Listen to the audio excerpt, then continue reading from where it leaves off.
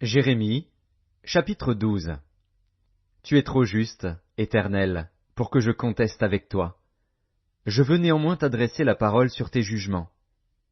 Pourquoi la voie des méchants est-elle prospère? Pourquoi tous les perfides vivent-ils en paix?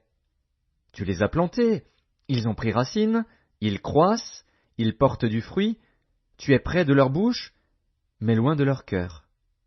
Et toi, Éternel, tu me connais, tu me vois, tu sondes mon cœur qui est avec toi. Enlève-les comme des brebis qu'on doit égorger, et prépare-les pour le jour du carnage. Jusque à quand le pays sera-t-il dans le deuil, et l'herbe de tous les champs sera-t-elle desséchée? À cause de la méchanceté des habitants, les bêtes et les oiseaux périssent, car ils disent, il ne verra pas notre fin. Si tu cours avec des piétons et qu'ils te fatiguent, comment pourras-tu lutter avec des chevaux? Et si tu ne te crois en sûreté que dans une contrée paisible, que feras-tu sur les rives orgueilleuses du Jourdain? Car tes frères eux-mêmes et la maison de ton père te trahissent. Ils crient eux-mêmes à pleine voix derrière toi. Ne les crois pas, quand ils te diront des paroles amicales. J'ai abandonné ma maison, j'ai délaissé mon héritage, j'ai livré l'objet de mon amour aux mains de ses ennemis.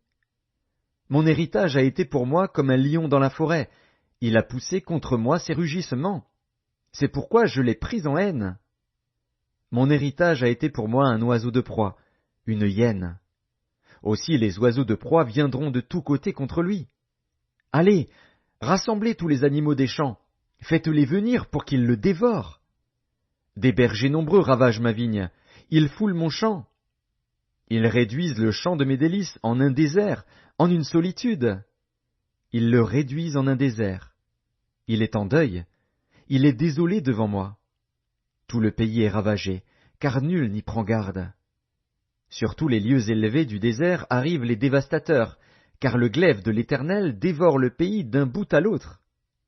Il n'y a de paix pour aucun homme. Ils ont semé du froment, et ils moissonnent des épines. Ils se sont fatigués sans profit. Ayez honte de ce que vous récoltez, par suite de la colère ardente de l'Éternel. Ainsi parle l'Éternel sur tous mes méchants voisins, qui attaquent l'héritage que j'ai donné à mon peuple d'Israël. Voici, je les arracherai de leur pays, et j'arracherai la maison de Juda du milieu d'eux. Mais après que je les aurai arrachés, j'aurai de nouveau compassion d'eux, et je les ramènerai chacun dans son héritage, chacun dans son pays. Et s'ils apprennent les voies de mon peuple, s'ils jurent par mon nom en disant « L'Éternel est vivant », comme ils ont enseigné à mon peuple à jurer par Baal, alors ils jouiront du bonheur au milieu de mon peuple. Mais s'ils n'écoutent rien, je détruirai une telle nation, je la détruirai, je la ferai périr, dit l'Éternel.